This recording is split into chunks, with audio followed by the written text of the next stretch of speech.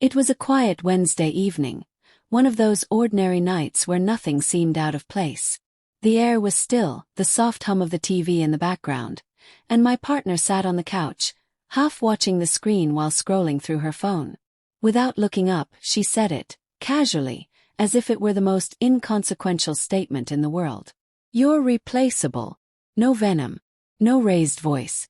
Just a flat, indifferent remark tossed into the air like she was commenting on the weather. But I heard it. Every syllable landed with precision, calculated and deliberate. It wasn't an accident. It wasn't a joke. It was the kind of thing you say when you've already emotionally checked out. When someone's presence has become so routine, so dependable, that you forget the weight of your words. She didn't even glance at me. I didn't respond. Just nodded faintly, as though she had said something trivial, like she wanted salad for dinner or she'd had a long day at work. But inside I felt the ground shift. A tremor that split the foundation of a decade spent together. 10 years. 10 years of love, effort, compromise. Of holding her up when she was drowning in debt. Of helping her believe in herself again.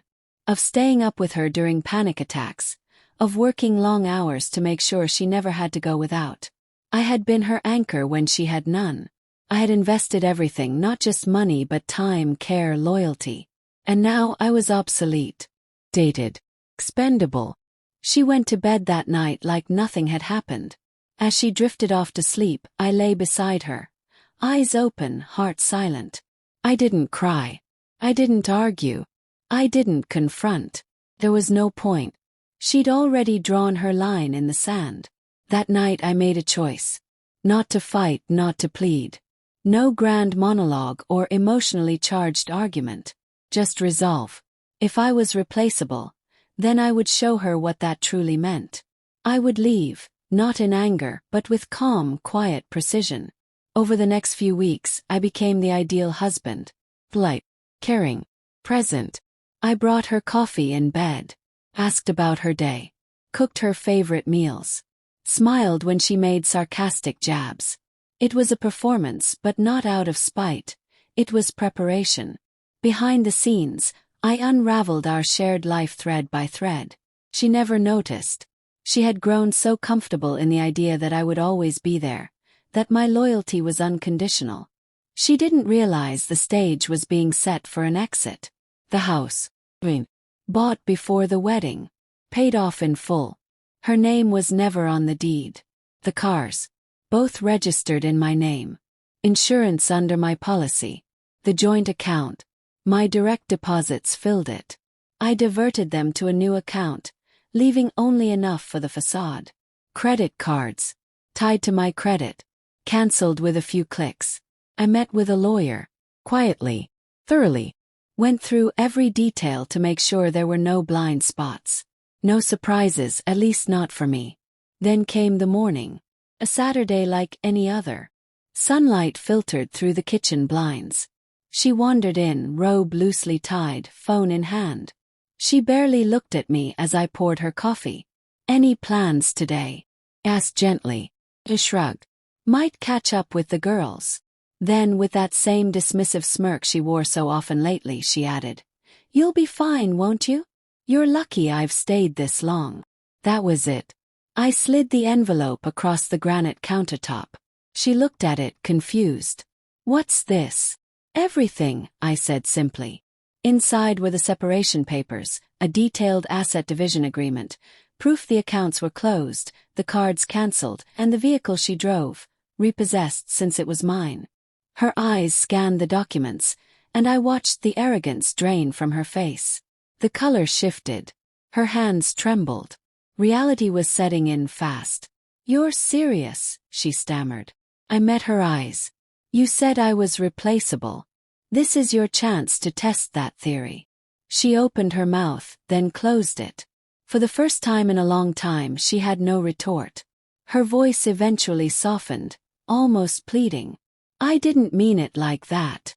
"Yes, you did," I replied. "You've said it before, in different words. In your tone. Your actions. It wasn't just one comment.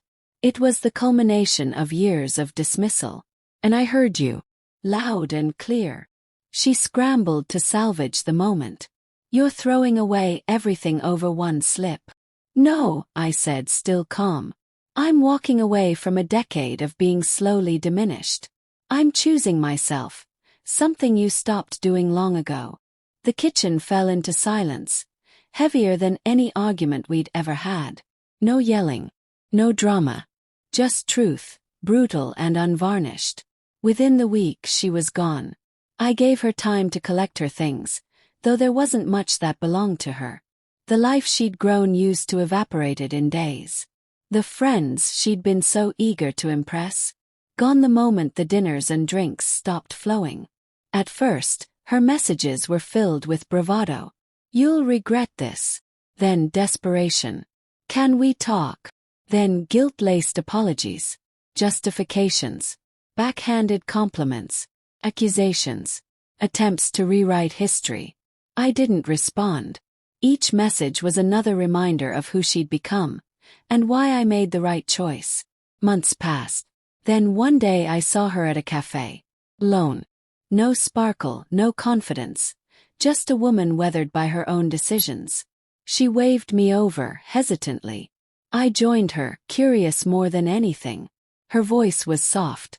I've been wanting to talk. I was wrong. I thought you'd never leave.